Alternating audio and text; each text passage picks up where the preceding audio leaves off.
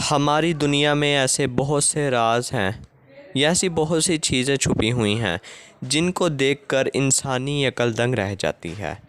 انہی میں سے ایک جگہ جو کہ ایجپٹ میں واقع ہے، پیرامڈس آف گیزا، ان کے بارے میں آج ہم بات کریں گے۔ گیزا کا پیرامڈ اپنے اندر بہت سے راز چھپائے بیٹھا ہے۔ ان کا مکمل پتہ آج تک کوئی نہیں لگا سکا۔ کچھ لوگ کہتے ہیں کہ ان پیرامڈس کو ایلینز نے بنایا ہے، لیکن یہ بات کنفرم نہیں ہے۔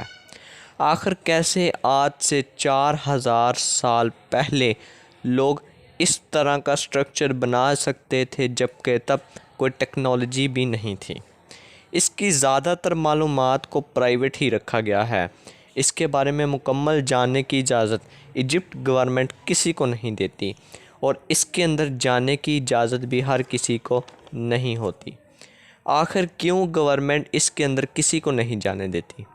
ہر سال ہزاروں کی تعداد میں لوگ یہاں جاتے ہیں اور ان پیرامڈس کو دیکھ کر اس سوچ میں پڑ جاتے ہیں کہ آخر کیسے۔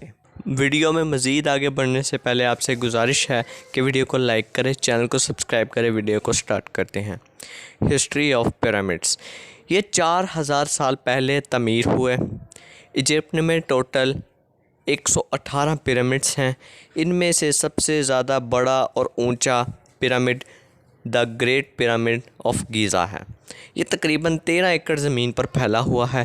اس کی اونچائی 481 فٹ ہے، اور اس میں استعمال ہونے والے پتھر کوئی عام پتھر نہیں تھے، بلکہ یہ ایک لائم سٹون پتھر تھے جو زیادہ گرمی میں ایکسپینڈ ہوتے تھے اور زیادہ سردی میں واپس نارمل ہو جاتے تھے۔ اس طرح کا پتھر آپ کو زمین پر کسی دوسری جگہ نہیں ملے گا۔ اس میں لگائے گئے ایک پتھر کا وزن تقریباً 20,000 سے 70,000 kg تھا، اور پھر ایک کے اوپر ایک کو جوڑ کر اس کو بنایا گیا۔ آخر کیسے؟ اس طرح ہو سکتا ہے کہ جبکہ تب کوئی کرین بھی نہیں تھی جس کی مدد سے اس کو اٹھایا گیا ہو۔ پیرامڈس کے رازوں کو ایک راز رکھنے اور اس کی حفاظت کے لیے سرکار اس کے اندر کسی کو بھی نہیں جانے دیتی۔ ایک دور تھا جب پیرامڈس میں کوئی بھی جا سکتا تھا، لیکن تب یہاں چوریاں شروع ہو گئیں اور بہت سی انمول چیزیں چوری ہو گئیں۔ تب سے اس کے اندر جانے پر پابندی لگا دی۔ پیرامڈس کے اندر اس لیے بھی نہیں جانے دیا جاتا کیونکہ اس کے اندر کچھ راجاؤں کی قبریں تھیں، اور وہ قبریں ایجپٹ کے لوگوں کے لیے بہت رسپیکٹفل ہیں۔ اس پیرامڈ کا ٹوٹل وزن 60 لاکھ ٹن ہے، جو کہ 12 برج خلیفہ کے برابر ہے۔ آخر اس کو بنانے کا مقصد کیا تھا؟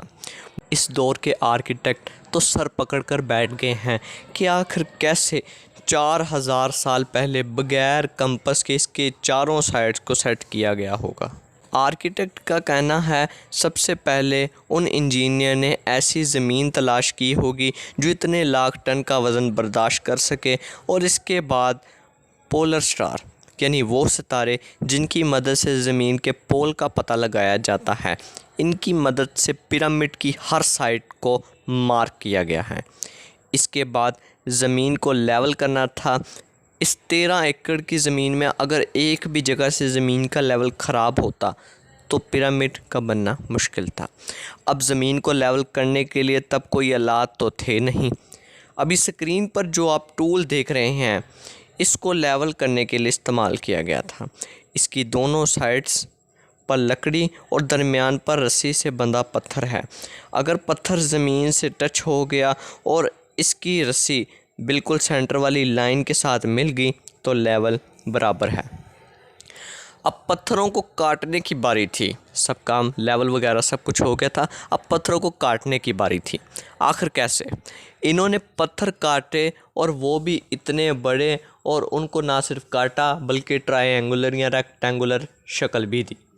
یہ سب ایک ٹول جسے چھینی کہتے ہیں، اس کی مدد سے ہوا۔ یہ چھینی آرسینک اور کوپر سے بنائی گئی تھی۔ ان پتھروں کی کٹائی گیزا سے 250 کلومیٹر دور ٹورا میں ہو رہی تھی۔ تو آخر یہ اتنے وزنی پتھر ٹورا سے گیزا میں ٹرانسپورٹ کیسے ہوئے؟ یہ کام शिप्स के ज़रिए किया गया था। टोरा और गीज़ा के दरमियान नदी का इस्तेमाल करते हुए इनकी ट्रांसपोर्ट हुई, लेकिन ये काम इतना भी आसान ना था, क्योंकि इतने बड़े पत्थरों को लादने और उतारने के लिए एक वक्त में 500 मज़दूरों की आर्मी काम करती थी। अब एक्सपर्ट को उनके सारे सवालों के जवाब मिल गए थे, लेकिन ये पत्थर एक दूसरे के ऊपर रखे कैसे गए, ये सवाल अभी भी उनके जहन में गर्दिश कर रहा था। इनको या तो स्पाइरल ट्रैक के ज़रिए ऊपर पहुंचाया गया होगा, या फिर ज़िगज़ैग ट्रैक्स के ज़रिए पत्थर ऊपर पहुंचाए गए होंगे, लेकिन ऊपर पहुंचाने के लिए मज़दूरों की बड़ी आर्मी ने एक साथ काम किया हो गया होगा। तो आपको आज की वीडियो कैसी लगी?